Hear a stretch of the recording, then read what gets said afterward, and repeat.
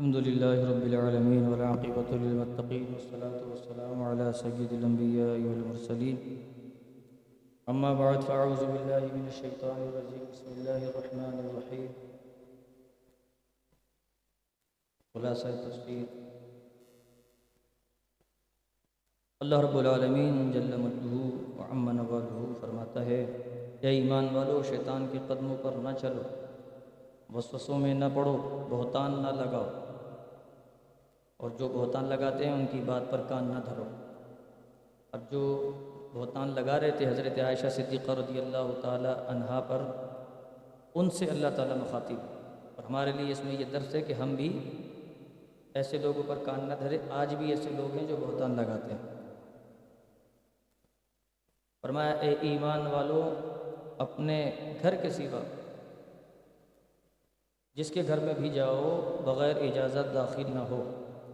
اجازت کا طریقہ یہ ہے کہ بلند آواز سے سبحان اللہ یا الحمدللہ یا اللہ اکبر کہے یا کنکارے، جس سے مکان والوں کو معلوم ہو کہ کوئی آنا چاہتا ہے، یہ تمہارے لیے بہتر ہے، اور اگر اجازت دینے والا موجود نہ ہو تو واپس ہو جائے۔ کسی کا دروازہ بہت زور سے کھٹکھٹانا اور شدید آواز سے چیخنا نامناسب ہے۔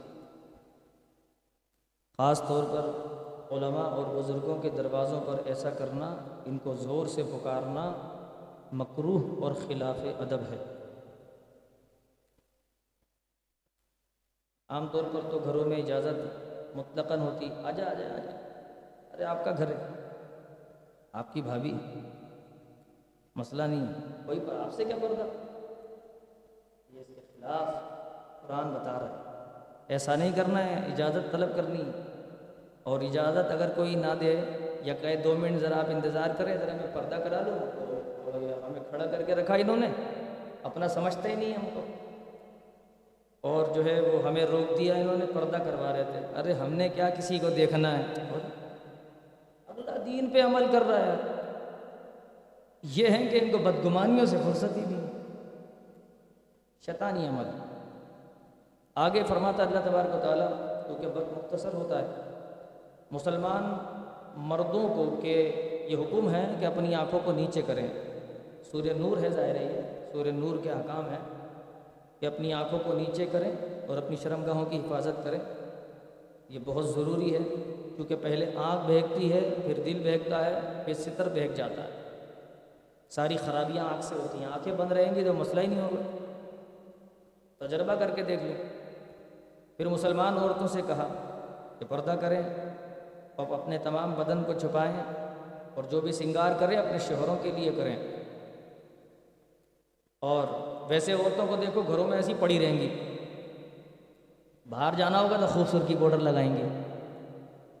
ارے بھائی تم باہر کس کے لیے کرتی ہو میک اپ؟ عام طور پہ لوگوں کو دیکھا گیا ہے، مطلب یہ میں غالب گمان بات کر رہا ہوں کہ جتنی سجی ہوئی عورتیں باہر نظر آتی ہیں نا، اتنی گھر میں نہیں ہوتی ہوں گی، اتنی گھر میں نہیں ہوتی ہوں گی، اتنی کیسے تیار گھر میں رہتی ہوں گی، اتنی ساری سرخی لگا کے اور پاؤڈر لگا کے تیار، یہ ناممکن سی بات نظر آتی ہے، یہ ممکن نہیں ہے۔ اگر کسی کے گھر میں ایسی رہتی ہوں تو بالکل بتا سکتا ہے کہ بھائی ایسا ہی ہے، نہیں ایسا نہیں ہے، بھائی تم غلط کہتے ہو، تو پھر باہر کس کے لیے اتنی میک اپ؟ تو اس کا مطلب یہ ہوا یہ بے پردگی کا انتظام ہے۔ خدا نخواستہ عورت پہ شک نہیں ہے، یہ بات سمجھنے کی ہے۔ اگر کوئی شوہر اپنی بیوی کو پوچھتا ہے ایسے ہی، اس کا مطلب یہ نہیں کہ یہ شک کر رہا ہے، شک نہیں کر رہا، قرآن مجید بتا رہا ہے۔ اگر آپ کو میک اپ کرنا ہے تو اپنے شوہر کے لیے کرو۔ بعض لوگ یہ کہتے ہیں کہ وہ عورتیں اپنی شوہر کے لیے آئی بروز بنوا سکتی، نہیں بنوا سکتی، گناہ کا کام نہیں کر سکتی۔ گناہ کا کام شوہر کے لیے بھی نہیں ہوگا۔ شوہر کون ہوتا؟ احکام چلیں گے اللہ کے، مرضی ہے اللہ کی، بندی ہے اللہ کی، شوہر کی تو بیوی ہے بس۔ تو یہ تابع داری کس کی کرے گی؟ پہلے اللہ کی کرے گی۔ اگر شوہر اللہ کی مرضی کے مطابق حکم کرے گا تو مانے گی، ورنہ نہیں مانے گی۔ کہے میرے دوست کے پاس چائے لے کے جاؤ، نہیں مانے گی۔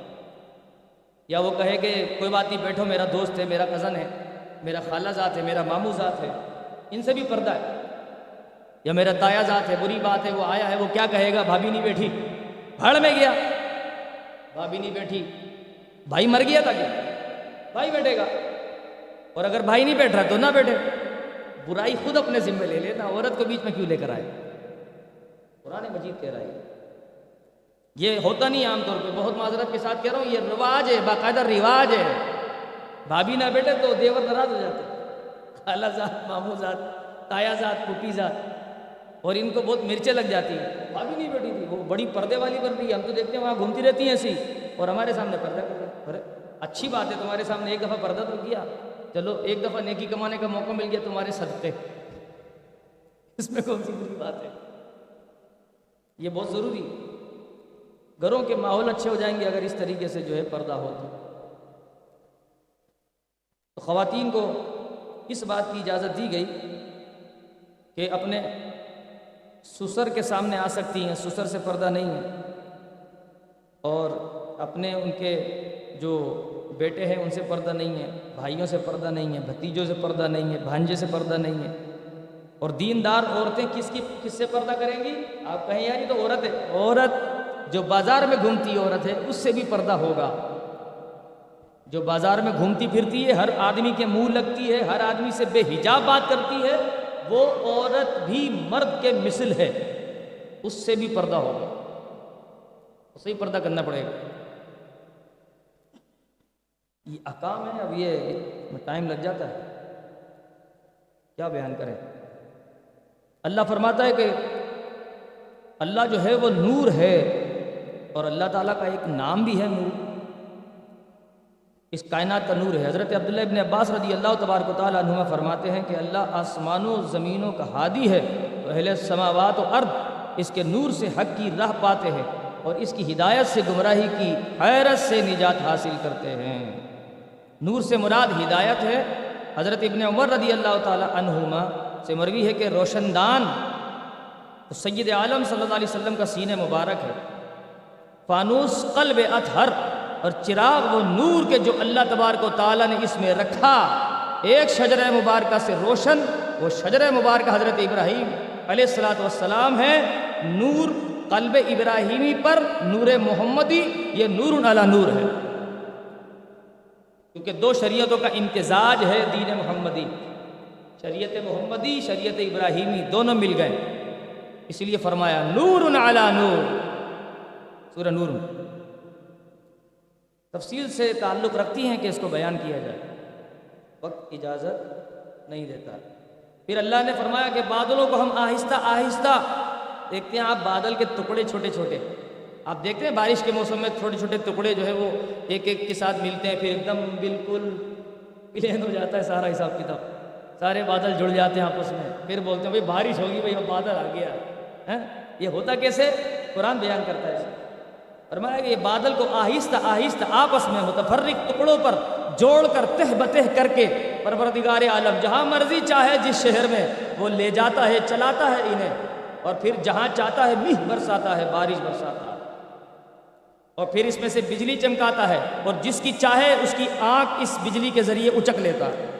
یہ جو آسمان کی بجلی ہوتی ہے، اگر اس کو دیکھیں گے تو آنکھیں چلی جائیں گی، بعض اوقات لوگوں کی نہیں جاتی، مقابلہ کرتے، دیکھو میں تو نہیں ڈرتا، ڈرنا چاہیے، یہ ڈائریکٹ اللہ تبارک و تعالیٰ کا ایک عذاب ہے، اس سے نہ ڈرے تو پھر عذاب ہوگا۔ اللہ تبارک و تعالیٰ نے جو ہے وہ زمین پر چلنے والے ایک پانی کے قطرے سے، آپ دیکھیں کہ قرآن بیان کرتا ہے کہ ایک پانی کے قطرے سے اللہ نے مختلف احوال کے جانور پیدا کر دی۔ اسی پانی کے قطرے سے اللہ نے 2 ٹانگوں والا جانور پیدا کیا، اسی پانی کے قطرے سے اللہ تعالیٰ نے کیڑے مکوڑے، سانپ بچھو وغیرہ پیدا کر دیے، مچھلی پیدا کر دی اسی پانی کے قطرے سے، اور اسی پانی کے قطرے سے 4 پاؤں والا جانور وہ پیدا کر دیا، ایک ہی پانی کا قطرہ۔ یہ بہت کمال کی بات ہے، یعنی آپ کسی بھی، جیسے اب آٹے سے آٹے کی روٹی بنائیں گے نا، جو سے جو کی روٹی بنائیں گے، ایسا نہیں ہوگا کہ گندم سے آپ جو کی روٹی بھی بنا لو گے اور میدے کی روٹی بھی اسی سے بن رہی ہو، پھر آپ چاول کی روٹی بھی گندم سے بنا لو، ایسے ہو نہیں سکتا نا۔ جنس مختلف ہوگی تو وہ شے سامنے آئے گی، جب جنس مختلف نہیں ہے، جنس ایک ہی ہے، پانی کا قطرہ، اور اللہ نے تخلیق کے بے شمار کر دی ہیں، یہ تو اس کے رب ہونے کی دلیل ہے۔ لوگ اسے مانتے نہیں ہیں، یہ سب مثالیں اللہ کیوں دے رہا ہے؟ دیکھو ہم کیا کیا کرتے ہیں، دیکھو۔ پھر مسلمانوں کو طریقہ ادب لازم ہے کہ جو اللہ اور اس کے رسول ان میں فیصلہ فرمائیں، وہ کہیں کہ ہم نے سنا اور مان لیا، اور جو ایسا کہے گا وہی کامیاب ہوگا، جو اللہ اس کے رسول کی اطاعت کرے گا۔ مسلمانوں کے گھروں میں بغیر اجازت داخل ہونا منع ہے۔ پھر قرآن مجید نے سورہ نور میں دوبارہ اس کا تذکرہ فرمایا، اور فرمایا 15 سال سے کم عمر کا بچہ جو ہے، یہ فقہ حنفی میں ہے کہ 15 سال سے کم عمر کا بچہ بغیر اجازت داخل ہو سکتا ہے، لیکن آج کل جو ہے معاملہ ایسا ہے کہ 15 سال سے کم عمر کا بچہ بھی پورا آدمی ہے، اس کو سب معلوم ہوتا ہے، اس لیے اس سے بھی پردہ بہتر ہے کہ پردہ کرنا چاہیے اس سے، لیکن شریعت نے پردہ رکھا نہیں۔ ایمان والے وہی ہیں جو اللہ اور اس کے رسول پر یقین رکھتے ہیں، اور جب آپ علیہ السلام کی بارگاہ میں حاضر ہوتے ہیں تو آپ کی بغیر اجازت نہیں جاتے۔ یہ منافقین کی پہچان کے لیے اللہ نے یہ فرمایا تھا کہ جب آپ کی دربار سے یہ اٹھنے لگیں تو اجازت طلب کر لیں آپ سے، جب آپ اجازت دے دیں گے تو یہ چلے جائیں، لیکن ان کے لیے بہتر یہی ہے کہ یہ بیٹھے رہیں۔ اور منافقین کیا کرتے تھے؟ ہم بھی یہاں دیکھتے ہیں مسجد میں، خیر یہاں تو کوئی منافق نہیں، خدا نخواستہ، ہم یہاں دیکھتے ہیں جیسے وہاں پر منافقین کیا کرتے تھے کہ وہ حضور علیہ السلام کا خطبہ جب ہوتا تھا، تقریر بیان فرماتے تھے، اس سے پہلے وہ کرتے یہ تھے کہ چپکے چپکے کبھی پلر کے پیچھے، کبھی کسی صحابی کے پیچھے، کبھی کسی کے پیچھے آہستہ آہستہ کھسکتے وہ مسجد کے گیٹ سے باہر نکل جاتے۔ وہ حضور کا کیونکہ بیان جو تھا نا وہ حق اور سچ پر مبنی ہوتا تھا، فیصلہ کن بیان فرماتے تھے، حضور سے اچھا بیان کوئی کر سکتا ہے کیا؟ اللہ، تو وہ کہتے تھے نہیں ہم نہیں سن سکتے، ہمارے میں تاب نہیں ہے، ڈرتے تھے وہ کہ ہمارے خلاف نہ بول دیں حضور۔ بہت سارے لوگ یہ کہتے ہیں یار یہ مجھے ہی بول رہا ہے، میں بھی تقریر کرتا ہوں تو یہاں پہ لوگ یہ سمجھتے ہیں شاید کہ یہ میلے والوں کو بول رہے ہیں، یہ کفار کی سوچ ہے، یہ کفار کی سوچ ہے، یہ نکال دینا چاہیے۔ ہم دین کو بیان کرتے ہیں، اب اگر اس کے مقابلے میں اگر آپ آ رہے ہیں تو آپ اپنے اندر سے وہ چیزیں نکال دیں نا۔ آپ کو دیکھتے ہوئے ہم دین کو بیان نہ کریں، شرما جائیں، ہم کہیں کہ عمران خان بیٹھا ہوا ہے تو اس کے خلاف بات نہ کریں، ہم ختم نبوت پہ بات نہ کریں، وہ ڈبو بیٹھا ہوا ہے تو ہم جو ہے وہ ختم نبوت پر بات نہ کریں، ایسا تو نہیں ہو سکتا نا۔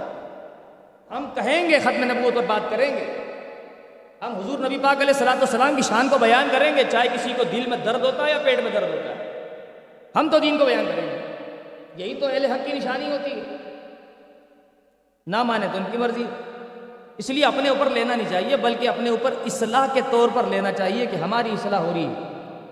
پھر فرمایا کہ جب تم نبی پاک علیہ السلام کو پکارو، کفار ایسی پکارتے تھے، اے محمد صلی اللہ علیہ وسلم، ایسے پکارتے تھے، یا کہتے تھے ادھر بات سننا، معاذ اللہ سننا معاذ اللہ، اللہ کے نبی اللہ کو ناگوار گزرا۔ اللہ نے فرمایا جب بھی تم رسول کو پکارو تو ادب و تکریم اور توقیر و تعظیم سے، سر کو جھکا کے معظم القاب کے ساتھ، نرم و نازک انداز میں آواز کو پست کر کے عاجزانہ منکسرانہ لہجے میں عرض کرو یا رسول اللہ، پیار محبت سے صلی اللہ تعالی علیہ وآلہ وسلم، یا رسول اللہ عرض ہے آپ کی بارگاہ، یا رسول اللہ کرم کی درخواست ہے، یا رسول اللہ نظر کرم کی درخواست ہے۔ تو جب اس طرح کہو گے تو پھر تمہارا بیڑا پار ہوگا۔ قرآن کہتا ہے کہ مفسرین نے لکھا کیسے پکارے حضور کو، مفسرین نے کہا یوں پکارو یا نبی اللہ، یا رسول اللہ، یا حبیب اللہ۔ یہ مفسرین لکھ رہے ہیں بھیا 1000 سال پہلے، اور لوگ کہتے ہیں جی آپ یا رسول اللہ کہتے ہو، کہاں لکھا ہے؟ یہ لکھا تفسیروں میں پڑھو تو پتہ چلے تمہیں، تفاسیر کے اندر لکھا ہوا ڈھیر لگا ہوا تفاسیر کا۔ غوث اعظم رضی اللہ تعالیٰ عنہ کی تفسیر جیلانی، اس میں بھی لکھا ہے، اس میں بھی لکھا ہے تفسیر جیلانی میں۔ غوث پاک نے بھی تفسیر لکھی ہے نا بھائی، ہم صرف 11ویں کے نام پہ حلوہ کھاتے ہیں بس، 11ویں کے نام پر 11ویں شریف لے آؤ، چاول لے آؤ، بریانی لے آؤ، چکن کے لے آؤ تو بیف کے لے آؤ، بس یہ نہیں دیکھا کہ غوث پاک نے کیا فرمایا، انہوں نے تفسیر بھی لکھی ہے، ذرا وہ بھی تو دیکھ لیں، ان کی تعلیمات بھی تو دیکھیں ذرا نا۔ یہ ہم غلط کرتے ہیں۔ پھر اللہ فرماتا سورہ فرقان میں بڑی برکت والا ہے وہ پروردگار جو آپ کے لیے بہت بہتر کر دے جنتیں جن کے نیچے نہریں بہیں اور اونچے اونچے محل بنا دے۔ کفار نے کہا تھا کہ حضور اگر آپ اللہ کے نبی ہیں تو پھر آپ کو کوئی اللہ خزانہ دے دیتا، اس میں سے آپ کھاتے کیوں، مشقت کرتے ہیں کیوں، بکریاں چلاتے ہیں کیوں، اتنی محنت کرتے ہیں، پھر آپ کو کوئی خزانہ مل جانا چاہیے تھا اگر آپ واقعی اللہ کے سچے نبی ہیں۔ تو اللہ نے فرمایا ہم دے سکتے ہیں سب کچھ اور اس سے بڑھ کر عطا کریں گے۔ پھر فرمایا کہ دیکھو ہم چاہیں تو تمہیں اونچے اونچے محلات دے دیں محبوب، یہ جو کفار بکواس کرتے ہیں ان کو معلوم نہیں ہے کہ اللہ تبارک و تعالیٰ کے پاس کتنے خزانے ہیں، اور حضور تو خود خزانے بانٹنے والے، وہ حضور کو تانا دیتے تھے معاذ اللہ پھر فرمایا کہ قیامت کے دن آسمان پھٹ جائیں گے. آسمان پھٹے گا پہلے نیچے والا، سب سے نیچے والا جو ہے آسمان دنیا پہ جو نظر آتا ہے، یہ پھٹے گا پہلے. اس میں جتنے فرشتے ہیں سب زمین پہ آ جائیں گے، اور اس کی تعداد اتنی ہے جتنی اس زمین پر انسانوں کی اور جنات کی نہیں ہے نا، اس سے زیادہ فرشتے ہوں گے. اس آسمان پر اتنے فرشتے ہیں. پھر اس کے اوپر والا پھٹے گا، اس پر اس سے ڈبل ہیں فرشتے، پھر وہ بھی نیچے آ جائیں گے. ساتوں آسمان پھٹیں گے، ساتوں آسمانوں کے فرشتے زمین پہ آ جائیں گے. اندازہ کریں کتنی تعداد ہوگی فرشتوں. اللہ اکبر. اور پھر حدیث پاک کے اندر ہے کہ قیامت کے دن بڑا سخت ترین ہوگا کفار کے اوپر، مسلمانوں پہ بڑا آسان ہوگا. اور مسلمانوں کا حساب کتاب کیسے ہو جائے گا کہ جتنی دیر میں آپ فرض نماز میں ٹائم لگاتے ہیں نا، ایک نماز میں، بس اتنی دیر میں فارغ ہو جائیں گے آپ. بس اتنی دیر لگے گی، حساب کتاب ختم.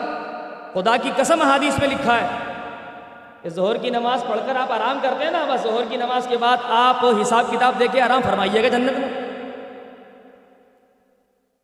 اللہ کرے کہ یہ سعادت نصیب ہو. لیکن کفار کے لیے تو اللہ وہ پریشانی کا عالم ہوگا کہ اللہ کی پناہ. پھر ایک شخص جس کا نام تھا عقبہ بن ابی معیط، یہ حضور کی بارگاہ میں آ کے اس نے کلمہ پڑھ لیا، لیکن اس کو جو ہے نا ابی بن کعب نے ورغلایا کہ تو نے کیا کر لیا، یہ تیرے منہ پہ تھوکنے کا دل کرتا ہے خبیث، تو نے کلمہ پڑھ لیا. اس کو خوب شرم دلائی، یار دلائی. یہ اپنی دوست کی بات کو مان لی اس نے اور کلمہ واپس، یہ مرتد ہو گیا. حضور نے فرمایا اب تو مرے گا، تو بدر میں مرے گا، فلاں جگہ پہ مرے گا. اور ایسا ہی ہوا، یہ بدر میں مر گیا، قتل ہو گیا. اب اللہ اس کے بارے میں فرماتا ہے کہ جب یہ قیامت کے دن ہوگا، جب یہ حسرت میں آئے گا اور جنتیوں کو دیکھے گا تو یہ حسرت میں اپنی انگلیاں منہ میں چباتا ہوا آئے گا، چاوے گا یہ کہ میں نے کیا کر دیا تھا، یہ میں نے کیا کر دیا تھا. یہ اللہ فرما رہا ہے کہ یہ کہے گا یہ میں نے کیا کیا. اس دن انتہائی حسرت و ندامت جس کو ہوگی، اور یہ کہے گا کہ اے کاش میں نے رسول کے ہاتھ میں جو ہاتھ دیا تھا، جو میں رسول کی راہ پر تھا، کاش میں اسی راہ پر ہوتا. پھر وہ کہے گا ہائے افسوس کہ خرابی ہو میرے دوست کے لیے کہ جس کے کہنے پر میں نے اپنا دین چھوڑا. اور آج بھی جو ہے ہمارے بہت سارے مسلمانوں کے دوست ایسے ہوتے ہیں جن کی وجہ سے وہ بے دین ہیں. بے دینوں کو دوست بناتے تو وہ خود بھی بے دین ہیں. میں آپ کو بڑی پیاری بات بتاؤں، حدیث پاک کے اندر بھی ہے کہ حضرت حسن رضی اللہ تعالیٰ عنہ فرماتے ہیں کہ اچھے دوست بناؤ، مسلمان اچھے دوست بناؤ، کیونکہ جب جہنم میں اگر کوئی شخص گناہوں کی وجہ سے جلایا جائے گا نا، تو وہ جہنم میں جلنے والا شخص جو ہے وہ کسی نیک کا دوست ہوگا. تو وہ نیک اللہ کی بارگاہ میں سفارش کرے گا، یا اللہ یہ میرا دوست تھا دنیا میں، اس کو جہنم سے نکال دے. تو اللہ فرمائے گا جا لیا. تو یہ جا کر جہنم سے اسے لے گا، نکالے گا اور جنت میں لے جائے گا. کافر دیکھیں گے یہ سب ڈرامہ، ان کے نزدیک تو ڈرامہ ہے نا سب، یہ ابھی بھی ڈرامہ ہی ہے نا، لیکن یہ ہمارے نزدیک تو حقیقت ہے نا. کافر دیکھیں گے یہ ہو رہا ہے سب، تو وہ کہیں گے ہائے کاش ہمارا بھی کوئی سفارشی ہوتا، کاش ہمارا بھی کوئی دوست ہوتا تو ہمیں جہنم سے لے جاتا. تم نے دوست ہی نہیں بنایا، تم نے دوست بھی عمران خان کو بنایا، تم بھی دوست ان کو بنا رہے ہو جو ختم نبوت پہ حملہ کرتے ہیں. تم نے دوست ان کو بنایا ہوتا جو ختم نبوت کے داعی تھے، تو پھر دیکھو اب جو گئے تو گئے، اب تمہارا انجام کیا ہوگا تم دیکھنا. پھر قرآن مجید بیان کرتا ہے کہ اللہ تعالیٰ نے موسیٰ علیہ السلام کو کتاب دی، حضرت ہارون کو ان کا وزیر بنایا، اور پھر قوم کو جو ہے جب نہیں مانی تو تباہ کر دیا. نوح علیہ السلام کی قوم کو تباہ کر دیا، شعیب علیہ السلام کی قوم کو تباہ کر دیا. پھر محبوب سے کہا کہ محبوب ان کو بتائیے کلمہ نہیں پڑھتے، ہم نے کیسے سائے کو رکھا. اس وقت نہ دھوپ ہوتی ہے، جب صبح صادق طلوع ہوتی ہے نا، سورج کے طلوع ہونے سے پہلے آپ دیکھیں کہ دھوپ نہیں ہوتی، آپ دیکھیں اندھیرا بھی نہیں ہوتا، ایک سایہ ہوتا ہے. یہ سایہ کون لایا؟ یہ تیسری چیز ہے، یہ تیسری چیز ہے. ایک ہے اندھیری رات، ایک ہے دن دھوپ، اور تیسری چیز ہے سایہ. پھر اللہ فرماتا ہے ہم آہستہ آہستہ اس سائے کو سمیٹتے ہیں. آپ دیکھتے ہوں گے سایہ چلتا ہے باقاعدہ، پیچھے سے دھوپ آ رہی ہوتی ہے تو سایہ آگے جا رہا ہوتا ہے. اللہ فرماتا ہے یہ دیکھو، یہ محبوب یہ ان کو بتاؤ کہ یہ کون کرتا ہے. یہ ہم کرتے ہیں پروردگار، یہ بیان کیا۔ پھر فرمایا بڑی برکت والا ہے جس نے 12 برج آسمان پر پیدا کیے، چمکتا چاند پیدا کیا، سورج پیدا کیا، اور پھر دن لاتا ہے، رات لے کے جاتا ہے، پھر رات آتی ہے تو دن لے کے چلے جاتا ہے، اس طرح جو ہے وہ سلسلہ چلتا رہتا ہے۔ اور پھر جاہل جب کسی جاہل سے جب اللہ کے رحمان کے بندے مخاطب ہوتے ہیں تو کہتے ہیں السلام علیکم بھائی، جان چھوڑو، ان کے منہ نہیں لگتے، سلام متارکت کرتے ہیں، یعنی جان چھوڑانے والا سلام کرتے ہیں اور جان چھڑا کے نکل جاتے ہیں۔ اچھا، پھر جب کفار نے جو ہے بہت زیادہ شدت کی، نبی پاک علیہ الصلوۃ والسلام بڑی محنت کرتے تھے، تو اللہ تعالیٰ فرماتا تھا محبوب آپ اپنی جان کی بازی لگا دیں، جان پہ کھیل بھی جائیں گے یہ مسلمان نہیں ہوں گے۔ اندازہ کریں کتنی محنت کرتے تھے حضور علیہ الصلوۃ والسلام، کتنی محنت سے کی تم نے تبلیغیں دی، کتنی محنت سے کی تم نے تبلیغیں دی۔ یعنی یہ شعر ہے بڑا، دوسرا اس مصرع میرے ذہن میں نہیں آ رہا، کہ نبی پاک علیہ الصلوۃ والسلام نے اتنی محنت کی کہ پروردگار عالم آپ پہ ایسا آپ کو تسلی دے رہا ہے کہ محبوب یہ ایمان لانے والے نہیں ہیں۔ آج ہمارے ساتھ کیا ہوتا ہے؟ آج ہم کرتے یہ ہیں کہ کسی سے نیک بات کرنا تو دور ہے، خود ہی نیکی سے دور ہیں، ٹائم ہی نہیں ہمارے پاس۔ ذرا سوچیں کہ اتنی محنت سے دین پھیلانے والے آقا صلی اللہ علیہ وسلم ہماری بدعمالیوں سے کتنے ناراض ہوتے ہوں گے۔ آپ علیہ الصلوۃ والسلام کو غم زدہ کرتے ہیں ہم اپنی بدعمالیوں کے سبب، پھر ان سے شفاعت کی بھی امید رکھتے ہیں، کیسے کرم ہوگا، کیسے کرم ہوگا؟ اور پھر کہیں یہی خود غرضی ہمارے گلے پڑ گئی تو پھر ہم کیا کریں گے؟ دن گزر رہے ہیں، موت کے قریب جا رہے ہیں، سوچنے کی بات ہے۔ پھر حضرت موسیٰ علیہ السلام کو ندا ہوئی، اللہ نے ندا دی کہ فرعون کے پاس چلے جائیے، میرا پیغام پہنچا دیجیے اور کہہ دیجیے کہ آپ اور ہارون اللہ کے نبی ہیں، اور پھر وہ اس کو پیغام دیجیے، وہ مانتا ہے تو ٹھیک ہے، ورنہ پھر ہمارا پیغام پہنچائیے۔ پھر آپ فرعون کے پاس گئے، فرعون نے پہچان لیا۔ حضرت موسیٰ علیہ السلام فرعون کے پاس 30 سال رہے تھے بچپن میں، تو یہ فرعون کے کپڑے بھی پہنتے تھے، فرعون کی سواریاں بھی استعمال کرتے تھے، اور پورے مصر میں مشہور تھے فرزند فرعون کا بیٹا، یعنی مشہور تھے، ظاہر ہے پالا انہوں نے، اس نے پالا تھا اور اس کے بعد ان کے پاس ہی وہ رہے، تو یوں فرعون جو ہے بڑی اس کو عزت ملی موسیٰ علیہ السلام کی وجہ سے۔ لیکن جب حضرت موسیٰ علیہ السلام سے غلطی سے نوجوانی کی عمر میں ایک کبتی کا قتل ہو گیا، زور سے غصہ مارا اس کو تو مر گیا وہ، تو یہ ڈر کے نکل گئے، اور پھر جو ہے وہ یعنی ڈر سے مراد یہ کہ انہوں نے دیکھا کہ فرعون کو پتہ نہ چل جائے گا میں اللہ کا نبی ہوں، تو پھر یہ کوئی مسئلہ نہ ہو جائے، کیونکہ میں اللہ کے اصل مقصد کے لیے یہاں آیا ہوں۔ یہ پورا ایک واقعہ ہے۔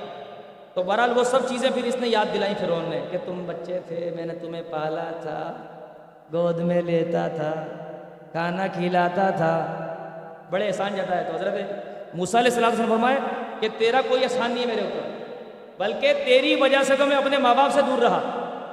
اگر تو بنی اسرائیل پر ظلم نہ کرتا، 6,30,000 بنی اسرائیل کو اس نے غلام بنا کے رکھا تھا، وہ کام لیتا تھا اپنی سلطنت کا مفت میں اور ان پہ ظلم کرتا تھا، تو فرمایا اگر تو ان کو قیدی نہ بناتا تو میرے رب کا حکم نہ ہوتا کہ میں یہاں آتا، میں اپنی ماں کو چھوڑ کے، اپنے باپ کو چھوڑ کے، اپنے بھائی کو چھوڑ کے، سب کو چھوڑ کے تیرے پاس آیا تاکہ بنی اسرائیل کو یہاں سے آزاد کراؤں۔ یہ تو میرا احسان تھا کہ میں نے تجھے اللہ کے دین کی دعوت دی ہے، تو میرا احسان ہے، تو اپنا احسان کیا جتاتا ہے؟ منہ بند ہو گیا۔ پھر کہنے لگا اچھا یہ بتاؤ یہ تم کون سے رب کی بات کرتے ہو؟ پھر مکالمہ شروع ہوا۔ پھر حضرت موسیٰ علیہ السلام نے جو ہے وہ اس کو کہا کہ اگر تم کہتا ہے تو میں تجھے کوئی نشانی دکھاتا ہوں۔ اس نے کہا دکھاؤ۔ موسیٰ علیہ السلام نے اپنی لاٹھی کو ایسے پھینکا، جب ایسے پھینکا تو وہ آسمان کی طرف چلی، 1 میل تک چلی، اور پھر وہ اژدھا بنی، اژدھا بن کے میل کے چلی، اور اس کے بعد فرعون کی طرف آئی، اور پھر اس لاٹھی نے کہا موسیٰ حکم دیجئے کیا کرنا ہے فرعون کا۔ اب فرعون ڈرا، اس نے بولا یہ تو کھا جائے گی۔ کہا موسیٰ تمہیں تمہارے رب کی قسم ہے جس نے تمہیں رسول بنایا، اس کو ہٹاؤ، پکڑ لو اسے جلدی سے۔ ڈر گیا نا۔ تو پھر حضرت موسیٰ علیہ السلام نے ہاتھ بڑھایا، وہ ایسا ہاتھ میں آیا تو دوبارہ لکڑی بن گیا۔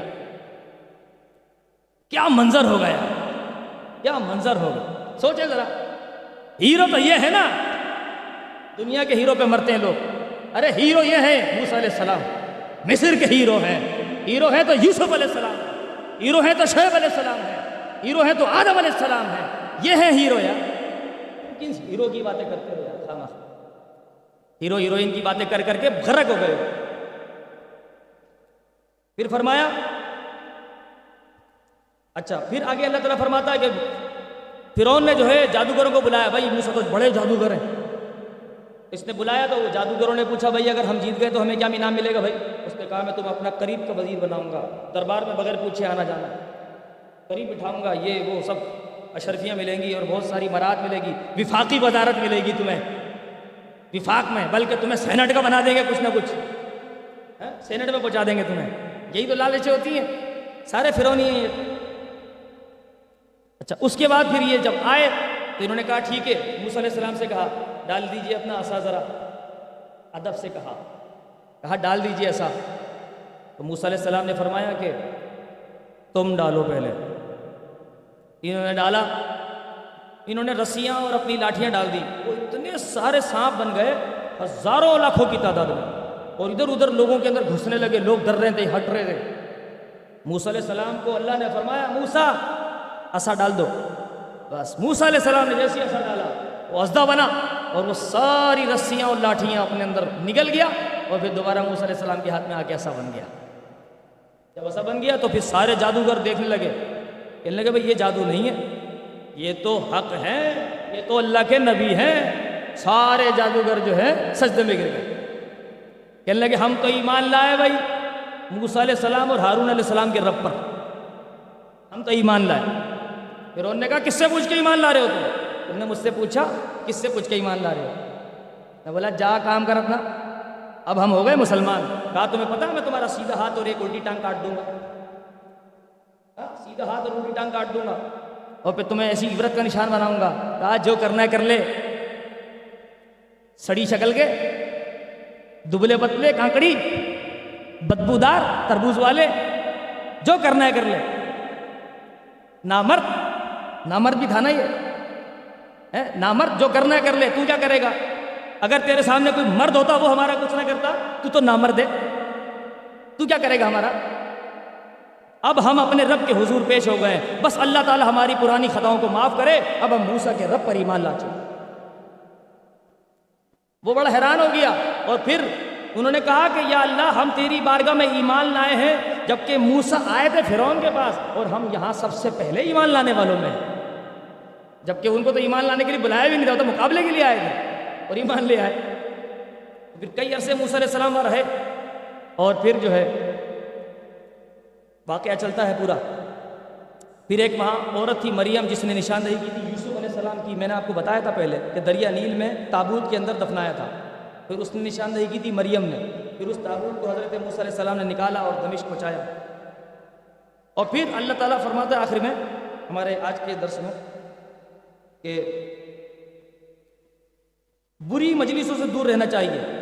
اگر ہم کسی کو دعوت دیتے ہیں دین کی، اور وہ یہ کہے کہ اگر ہم نے کلمہ پڑھ لیا تو، یا ہم نے جو ہے اس کا دین اختیار کر لیا، یا ہم دیندار ہو گئے، تو لوگ ہمیں اس کی طرح کہیں گے یا اس کے لوگوں کی طرح کہیں گے، تو اس لیے دور دور رہو، اپنے کاٹن کے کپڑوں میں رہو، اپنے اچھے سوٹ میں رہو، اپنی اچھی چپلیں پہنو، اور ٹخنوں پہ پائچے گرا کے اور گاڑی سے اترو، گاڑی میں بیٹھو ذرا اپ ٹو ڈیٹ بن کے، بڑا اسٹائل دکھا کے، لگتا ہو کہ بندہ جا رہا ہے اسٹائلش۔ تو یہ تکبر آج بھی ہمارے مسلمانوں کے اندر ہے گا، اس وجہ سے دین کو اختیار نہیں کرتے، داڑھی نہیں رکھتے، دیندار نہیں بنتے، لباس نہیں پہنتے۔ یہ تکبر ہے، چاہے وہ اس کو قبول کریں یا نہ کریں، یہ اندرونی پریشر وہی اسی قوم کا چلا آ رہا ہے۔ یہی تھا حضرت نوح علیہ السلام کی قوم میں، وہ کہتے تھے بھائی ہم ایمان لا کے تمہارے ان کمینوں کی طرح ہو جائیں، جیسے یہ تمہارے کمینے تمہارے ساتھ بیٹھتے ہیں۔ وہ مسلمان تھے، غریب تھے، کہا ہم ان کی طرح ہو جائیں، تو پھر اللہ نے فرمایا ان کے اوپر عذاب نازل ہوگا۔ پھر حضرت نوح علیہ السلام نے فرمایا میں تمہاری وجہ سے ان کو نہیں ہٹاؤں گا، میں اللہ کا حق اور فیصلہ لے کے آیا ہوں، تمہارے لیے بھی وہی ہے، ان کے لیے بھی وہی ہے، اور میرے نزدیک وہ ہے جو ایمان لائے گا، جو ایمان نہیں لائے گا وہ مجھ سے دور ہو جائے گا۔ پھر اللہ نے حکم دیا یہ کشتی میں بیٹھ گئے، ہر جانور کا، ہر جاندار کا ایک ایک جوڑا وہ کشتی میں بیٹھ گیا، کشتی بھر گئی، فل بھر گئی، جانوروں سے، پرندوں سے، چرندوں سے، انسانوں سے، سب سے بھر گئی۔ اور پھر اس کے بعد جب طوفان آیا، کنووں سے پانی باہر آنے لگا، کھڈوں سے پانی باہر آنے لگا، وہ زمین میں، پہاڑوں میں جو سوراخ ہوتے ہیں، غاروں میں، وہاں سے پانی باہر آنے لگا۔ پھر اتنا پانی آیا کہ صرف کشتی بچی، باقی سارے ڈوب گئے، ختم ہو گئے سب، بالکل ملیا میٹ ہو گیا، فنا ہو گیا سب کچھ۔ اور اس کے بعد پھر نوح علیہ السلام نے دوبارہ نسل انسانی کو شروع کیا، اس لیے حضرت نوح علیہ السلام کو آدم ثانی کہا جاتا ہے۔ اللہ تبارک و تعالیٰ سے دعا ہے کہ پروردگار عالم ہمیں قرآن مجید کو پڑھنے سمجھنے اس پر عمل کرنے دوسروں تک پہنچانے کی توفیق رفیق عطا فرمائے۔ وما علینا الا البلاغ۔